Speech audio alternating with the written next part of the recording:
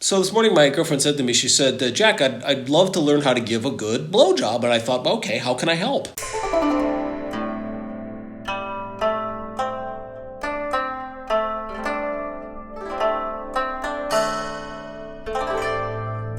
Now, this is not a circumstance I thought I would be in 5, 6, 7 years ago when I was at the monastery.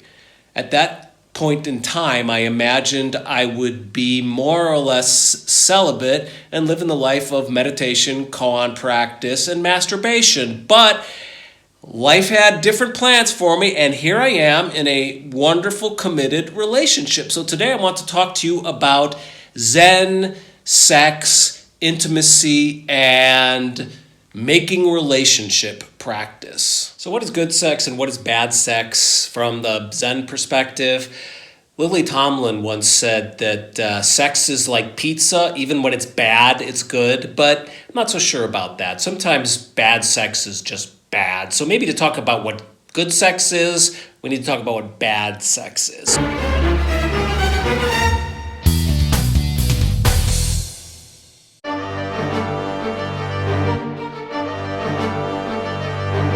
So I can think of 3 things off the top of my head that for me, Vanilla Jack would qualify as bad sex. Sex that makes you feel uncomfortable or worse. Sex that makes you feel lonely. Sex that makes you feel self-conscious. Those are the 3 things, right? So sex that you feel like nobody's there, you're too much there, and or the you that's there when you're having sex doesn't feel good. 3 examples of, for me, bad sex. Bad boinking.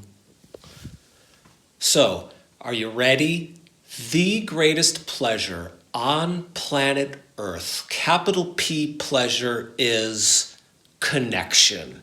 And I think that one of the reasons that people have bad sex is that connection isn't there. But connection is something you can learn how to do. And when I went to the monastery, I was like in desperate need of connection training.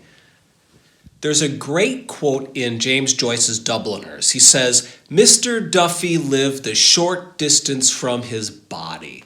I think a lot of us are like Mr. Duffy in this day and age. A lot of us, I know I was like this when I moved to the monastery. We're not in touch with our bodies. We're not in touch with the feelings that are arising in our bodies. And we don't necessarily know how to put our bodies up against another body without acres, miles, layers, universes between us and the person. So that boundary that we put up, in Zen, I was taught that boundary is what we would call the self, the I am, the thinking mind, the mind that takes itself completely for granted and pretends like it exists, thinks it exists, is under the illusion that it exists in a solid, fundamental way separate from the rest of the universe. This is a mistake.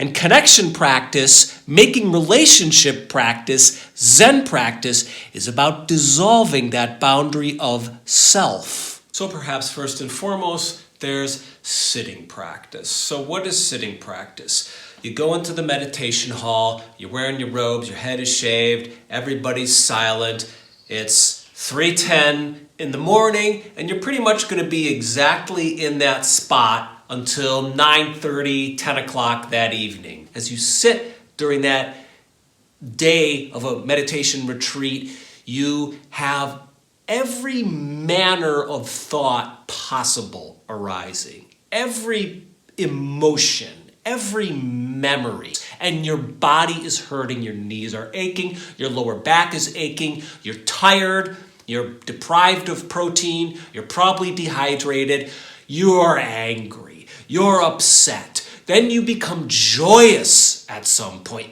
All kinds of distractions, right? This is the mind. This is the mind doing its thing. But eventually, what I found is, sooner or later, you have a moment where the scrim of the thinking mind kind of dissolves. It falls away. And there's this moment where the outside world and the inside world connect with no boundary. And you hear these great squirrels and birds at Mount Baldy. As I recall, there was something, I can't remember, I think it was a squirrel, and it would make some really, these really strange noises. And I remember hearing the sound of this squirrel as though the squirrel was inside of me. There was no separation. I was the sound. The sound was me. And when I came out of this moment of completely dissolving myself, complete manifestation as the sound, I remember thinking, oh, it was like the squirrel was in me or I was in the squirrel. I don't know what the difference was. That's connection. And that comes when the ego and the thinking mind, the emoting mind dissolves, and outside and inside, self and other become one. That's connection through sitting practice. But every aspect of Zen practice, daily life, at a monastery, and during a retreat, was designed to get you out of your head and into your body, into relationship. So when you're in the dining hall and you're doing a formal meal during a Zen retreat, you're not just huddled over your bowl, shoveling in the food. You're taught to stand up straight. You have your left hand here. You put your bowl in your hand. You hold the bowl. You feel the bowl. It's not about just gratifying yourself. It's about making connection with your food. You put your elbows out, you relax, your shoulders are down, you bring the food up to your mouth and you eat. It's not about taste. You know, a lot of food culture in America today is like pornography. It's like maximum fat, maximum sugar, but we ate simple meals with simple ingredients at the monastery, and you learned to connect with the act of eating and make it a practice of connection instead of just getting your culinary jollies off. I think one of the places where I truly learned connection, and I'm forever grateful for it, was in the Sanzen room. Private one-on-one meetings with my teacher. Through hugs, through handshakes, through a warmth that emanated from him, through an invisible but perceptible dropping of his boundaries,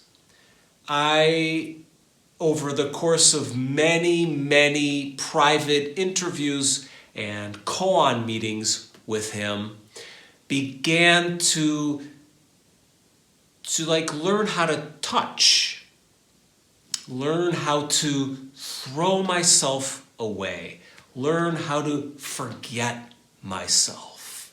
And this is key. This is key to loving somebody. It's key to physical love. You gotta forget yourself. Earlier, when I talked about the three things that for me account for bad sex, what were they again? They were sex that makes you feel lonely, sex that makes you feel self-conscious, and sex that kind of feels bad or uncomfortable. All these things, they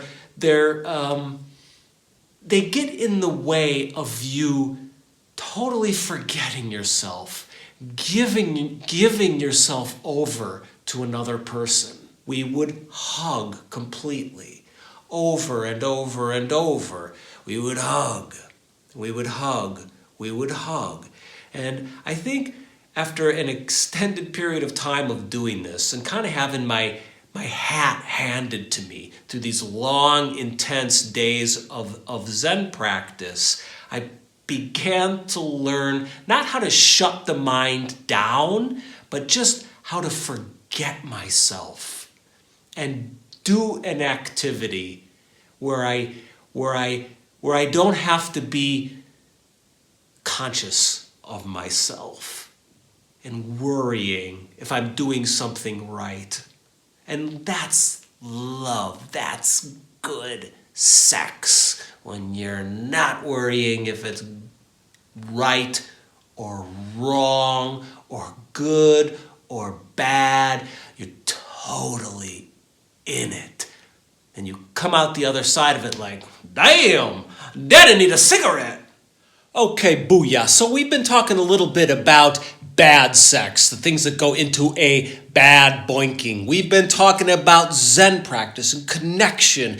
Do we have any tips or ideas from the Zen point of view to make sex good, to turn sex into a bit of a practice in our daily life? That doesn't sound very sexy, does it? Sex as Zen practice as sex.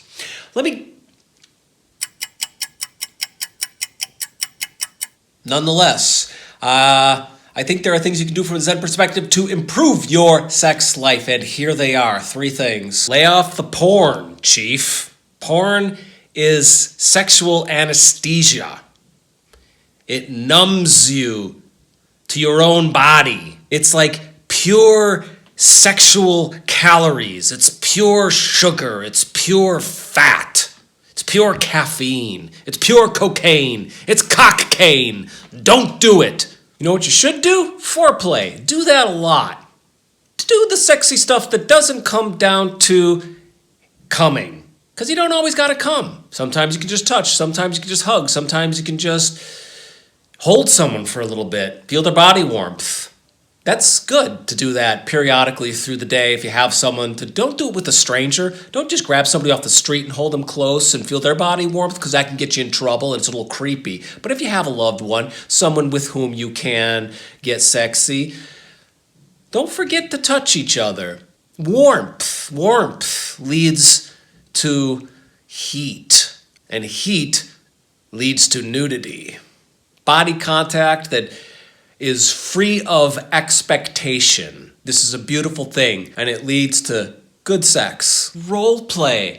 Mix that shit up, baby. There's no fixed solid self. You don't have to be old boring you in bed, and neither does he or she or they. Mix it up. Role play and foreplay. Boom! Get in it. Put on costumes. Gonna be a dirty nurse? Be a dirty nurse. Pizza delivery man? Go for it, dude. Bodies are fun. They come, they go. You're a sack of guts. Don't be attached. So the good thing about being in relationship with my girlfriend is that I'm with someone that I want to be with, but I don't have to be myself when I'm with her, and she doesn't have to be herself. It's boring screwing the same person all the time. That doesn't mean you go out and screw someone new. It means you turn the person you're screwing into someone new. Anatta in bed. That's what I'm talking about, baby. And I think I've talked about it enough. This video, I think, is almost about 20 minutes long today. You need to go get yourself some lovin'. So I'm going to cut out here. If you liked what you saw, hit like and hit subscribe. I'm trying to get to 1,000 subscribers on YouTube so I can demonetize this channel because YouTube keeps running ads. I'm going to also put my Patreon link below. You can come to my Patreon page and support me there. Also in the description below, there's a PayPal link if you'd like to support the work I'm doing here. There. I feel a little bit now like a prostitute whom you're paying for today's services. That's fine. Nothing wrong with that. Thank you. I love you. Have a good day and happy boinking.